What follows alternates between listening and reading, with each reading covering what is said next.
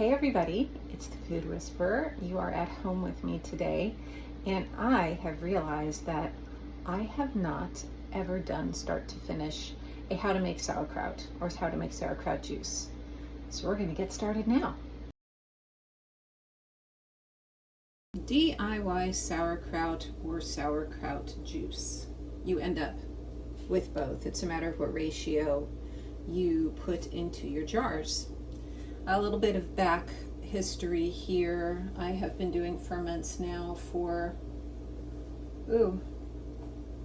definitely 6, 7, 8 years.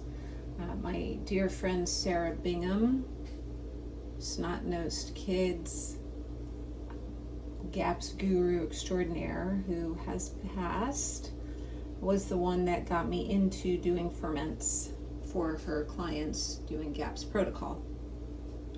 And to me, it was the most intimidating thing ever, because you hear how you have to have all the little fancy fandangle pipes and make sure that things are fermenting properly and you're not getting any bad bacteria and mold and everything into it.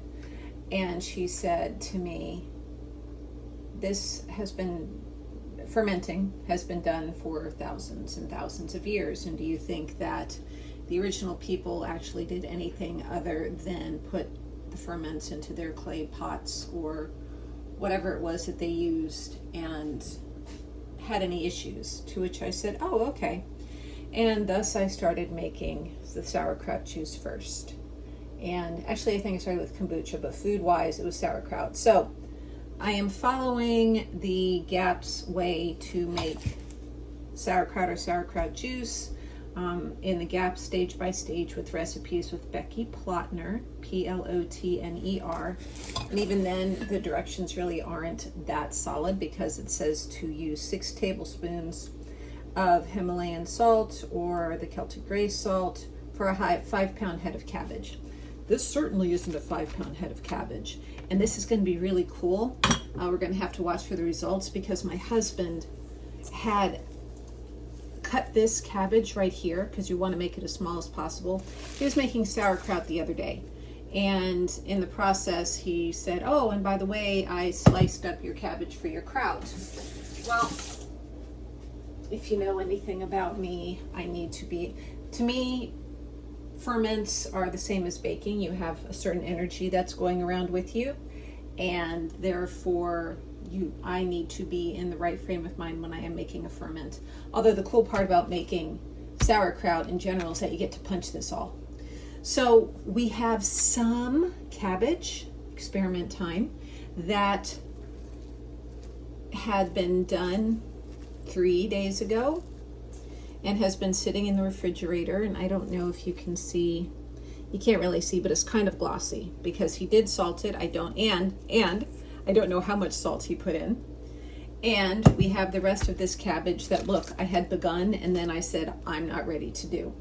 So we have lots of variables going on here, which is great for you, because this way you can figure out what mistakes I've made. And if you do something of the same sort, let's take the intimidation factor out of sauerkraut making.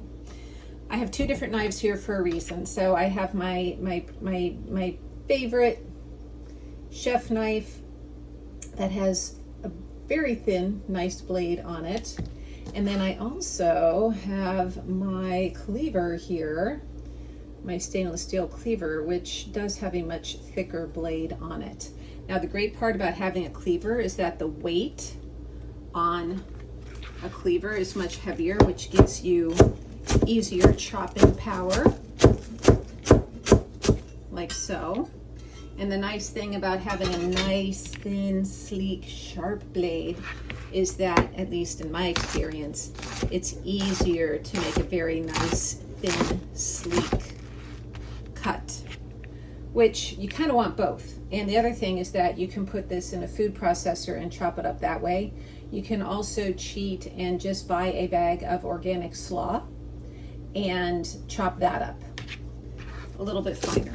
So I don't know if I am in my chef knife mood today or if I am in my cleaver mood today.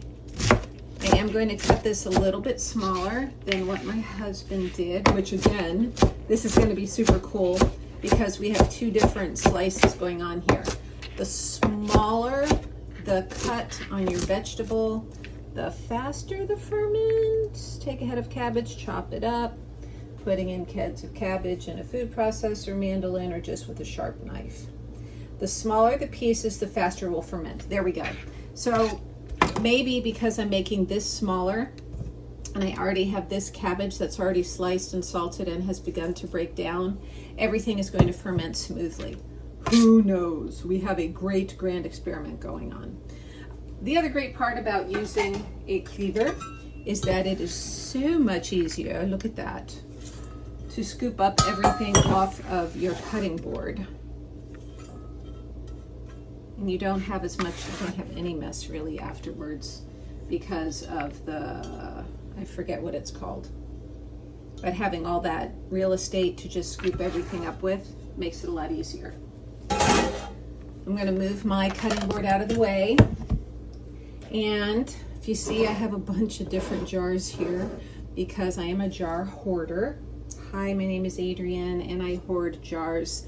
And the reason why I hoard jars is because when I get in the mood to make ferments, it typically isn't just one. I'm sure something else is going to be happening here. So I think maybe, that was just a little aside here, I think maybe we have a pound of cabbage. When you buy the cabbage is when you would weigh it, because you see all these videos out there that say, well, how much cabbage do you have? And this is how much salt you use per pound of cabbage. If you weigh the cabbage before you buy it, you don't have to go through that guesswork. I am going to add a nice heaping rounded spoonful of salt to this. And again, this is where you have another choice. You can either just mix it up like so and let it sit for 20 minutes, or if you want to, you can pound it for about 5 minutes. You can massage it and pound it and get it to break down faster. And then you also have rules that say pound it for 5 minutes and then let it sit for 20 minutes and then put it into your jar. I think I'm going to go with massaging it for maybe a minute while we're sitting here talking, and then we're going to add it to our jars. If you are making sauerkraut, typically what you do is you fill your jar about 2/3 with your kraut, pack it down and add the water. I am going for sauerkraut juice. I don't know if you know this little secret, and I've tried it on myself and given this suggestion to enough people that I can verifiably say that there is something in the probiotics that sauerkraut juice and sauerkraut makes that works with your sleep hormones and gives you a much better night's sleep. Even if you wake up still during the night, that rest that you're getting is so much better. I don't know if you can see or not. This is really breaking down and it's no longer crisp, it's wilty, which is what we want. And so I think I'm going to end up needing to have more jars. What we are going to do is follow the instructions of filling these 1/3 way, 1/3 full, 1/3 full, and packing it down. So what's the difference between packing it down and leaving it loose? Here's a loose example. And then if we're packing it down, we're literally packing it into the jar, and it's supposed to be 1/3 full. There's 1/3 full with my cabbagey hands.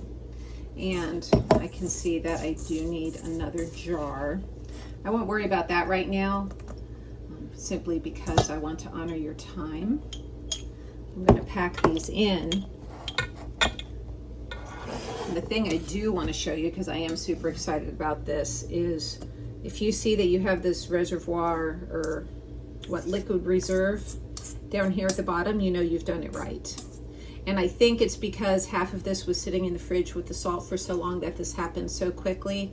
So once you put this in all of your jars, you are going to distribute this liquid between all of them. So I'm going to leave a little bit, put a little bit there, put a little bit here, a little bit here. So of course I paused and had to go get my other jar full, because otherwise it wouldn't be a proper video. I'm cleaning up all these little pieces that are on the sides of my jars, and yes, I'm adding it to it. I neglected to share that you want to make sure that your countertop is nice and clean. I usually clean my countertop with water and vinegar, maybe a little bit of baking soda to go ahead and sanitize everything. And now at this point, all we're doing is we are filling our jars, the rest of the 2/3 full. You want to leave some air at the top. I thought that's dangerous. Well, for some reason it isn't. I am not the person to give you the answers on that. I simply know that you need to have that space in order to get the bacteria working. Also, you don't have to have a mason jar in order to make your ferments happen. That is another reason why I am using all these other jars, is again to share with you that you can be making this in any jar you may be having at home.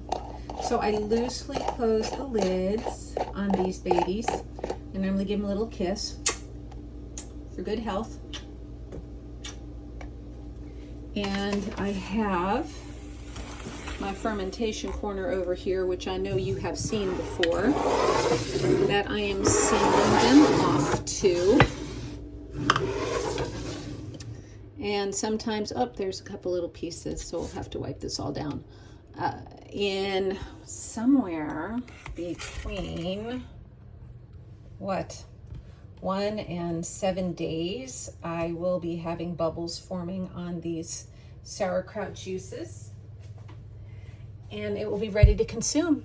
If you're making this, let me know how yours comes out and what kind of experiment you may be doing as well. The Food Whisperer, Tampa, Florida.